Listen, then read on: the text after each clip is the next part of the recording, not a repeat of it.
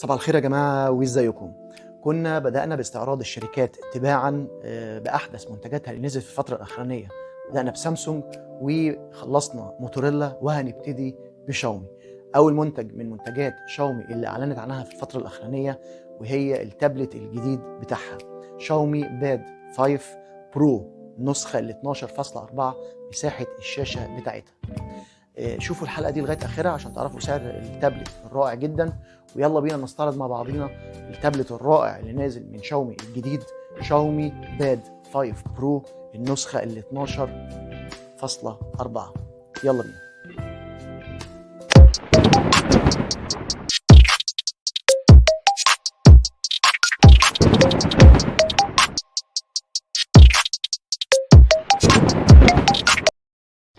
صباح الخير والسعادة على أجمل وأحسن جمهور في الدنيا، جمهوري العزيز واللي واقف دايما في ظهري. أخباركم إيه؟ يا رب تبقوا في أحسن حال وخير. أهلا بيكم في حلقة جديدة من حلقات قناة ثاندر تكنولوجيا ومعلومات، ومعاكم أخوكم أشرف. كنا بدأنا استعراض الشركات تباعا في أحدث منتجاتها اللي أصدرتها في اليومين اللي فاتوا، وبدأنا بشركة سامسونج وبعد كده انتهينا بشركة موتوريلا. النهاردة هنبتدي بقى في شركة شاومي وهنستعرض الأجهزة تباعا اللي عملتها او عرضتها في اخر مؤتمر ليها. اول جهاز اللي هو الجهاز اللي معانا النهارده، وده هيبقى تابلت مش تليفون، هيبقى شاومي باد 5 برو النسخه ال 12.4 انش، او الشاشه بتاعته 12.4 انش. التابلت ده جاي بمواصفات جميله جدا وسعر رائع جدا ومناسب جدا للفئه المتوسطه ودون المتوسطه. امكانيات جميله مناسبه حلوه، وخصوصا ان انت بتقدر تستعمل معاه البن او الماجنتيك بن في التعامل مع الشاشه ومع التابلت. في نفس الوقت بتقدر تركب له بورد او كيبورد تشتغل بيها كلابتوب صغير كده، تقدر تعمل ان واوت للداتا بتاعتك وتشتغل عليه برضو. التابلت ده مناسب جدا جدا للطلبه سواء في الجامعه او في المدارس او في البيزنس برضو. عشان كده كويس ان احنا بنستعرض معانا التابلت ده بمناسبه دخول المدارس او قرب دخول المدارس والجامعات للي حابب يشتري التابلت ديت. وكنا استعرضنا قبل كده نوعين تانيين من التابلت، من ريلمي ومن اسوس ومن لينوفو. ان شاء الله باذن الله هنستعرض مع بعضينا شاومي باد 5 برو 12.4 جاي بمواصفات جميله، سعر رائع هنعرفه في اخر الحلقه ان شاء الله. عشان كده تابعوا الحلقه دي لغايه اخرها عشان تعرفوا السعر الجميل اللي بتعرضه شاومي للتابلت دوت. مش بس كده كمان، وهنشوف كمان مواصفاته ومميزاته وعيوبه وهنستعرضها مع بعضيها، وهخلي ايديكم او احط ايديكم وعينيكم على ال نقط القوه والضعف بتاعه التابلت دي، عشان في الاخر القرار يبقى لحضراتكم عايزين تشتروه من عدمه. قبل ما نبتدي نستعرض ما تنسوش مش هنسى اوصيكم زي كل مره: السبسكرايب، اللايك، الشير في كل مكان، الكومنتس، وهنرد عليكم على طول.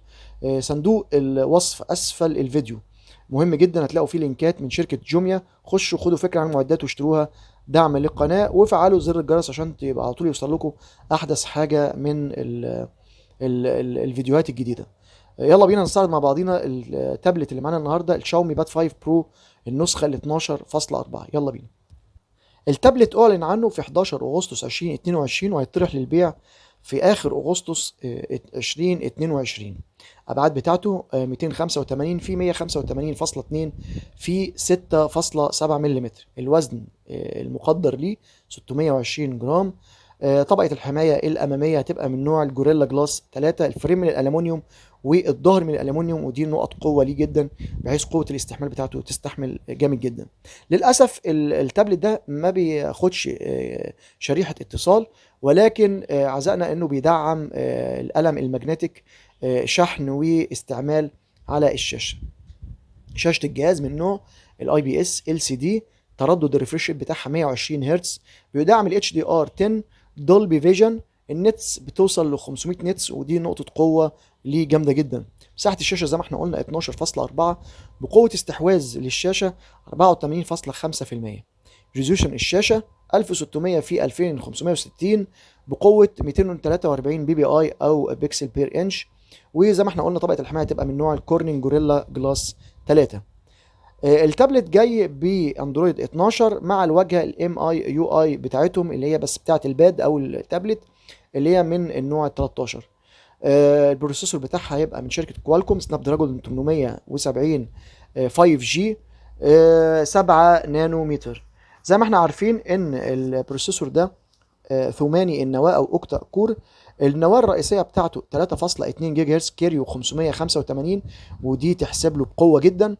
الثلاث انويه المتوسطه هتبقى بقوه 2.42 جيجا هرتز كيريو 585 برضو، والاربع انويه الموفره للطاقه بقوه 1.80 جيجا هرتز كيريو 585. الجي بي يو او وحده الرسوميات 650 او ادرينو 650. نيجي بالنسبه للميموري. للاسف التابلت ما بياخدش كروت ميموري، ولكن الذاكره بتاعته متنوعه. في منه 128 جيجا بايت هينزل، و256 جيجا بايت، و512 جيجا بايت من نوع اليو اف اس 3.1 باحدث حاجه. ودي برضو نقطه قوه عشان سرعه تداول البيانات داخل الذاكره بتاعته.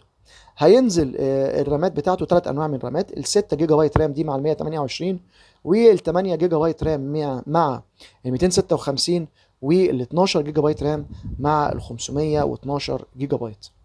نيجي بالنسبه للكاميرات الخلفيه، قويه جدا. الكاميرا الرئيسيه 50 ميجا بكسل، ودي عريضه بفتحه عدسه 1.8، وبتدعم البي دي اف.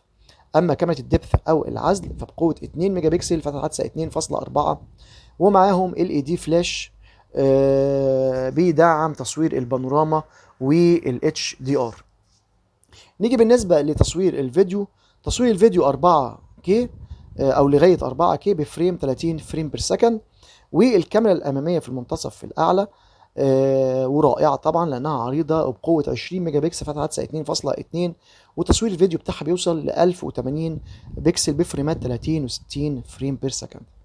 اللاود سبيكر بالنسبه للسماعات هتبقى 4 سماعات نقطه قوه تحتسب ليه ستيريو. وللاسف التابلت ما بيدعمش تركيب الجاك 3.5. نيجي بالنسبه بقى لوحدات الكوميونيكيشن. الواي فاي باحدث حاجه، البلوتوث 5.2. للاسف الجي بي اس او الان اف سي او الراديو مش موجودين. اليو اس بي من نوع تايب سي 3.2. بالنسبه للسنسورز، جميع السنسور موجوده، ولكن للاسف مفيش بصمه في التابلت ده. عزائنا الوحيد ان التابلت ده البطاريه بتاعته كبيره جدا، ممكن تكفيك لمده 3 ايام لان هي 10000 ملي امبير. معاه شاحن سريع 67 واط بيشحن 100% في 68 دقيقه بالظبط. من النوع الباور ديليفري 3.1 كويك تشارج 4 بلس. هينزل من التابلت ده الثلاث الوان زي ما حضراتكم شايفينهم في الصور والفيديوهات اللي في الفيديو: الاسود والسيلفر والجرين اللي هو الزيتوني. التقدير المبدئي لسعر التابلت ده لأقل نسخة اللي هي 128 جيجا بايت و6 جيجا بايت رام هتبقى تقريبا 11,500 جنيه. على فكرة ده سعر رخيص جدا في قلب الأسعار اللي عليت اليومين دول في مصر لاختلاف الدولار وعلو سعر الدولار. فيعتبر ده سعر قليل جدا جدا. لو اي حد من حضراتكم حب يجيب التابلت ده لابنه او بنته في المدرسة او في الجامعات، او حضرتك حابب تشتريه عشان تستخدمه في حاجات بسيطة في البيزنس بتاع حضراتكم. احنا لغايه هنا تقريبا وصلنا لنهايه الحلقه. يا رب اكون بالمعلومات البسيطه دي قدرت افيدكم عن التابلت الجميل اللي من شاومي والشياكه في التصميم اللي عاملاه، اللي هو شاومي باد 5 برو نسخه 12.4. مش هنسى زي كل مره اوصي حضراتكم ما تنسوناش سبسكرايب، اللايك، الشير في كل مكان، الكومنتس، وتفعيل زر الجرس. صندوق الوصف اسفل الفيديو هتلاقوا فيه لينك من جوميا. خشوا خدوا فكره عن المعدات واشتروها دعما للقناه. شكرا جدا لحسن استماع حضراتكم، وسلام عليكم.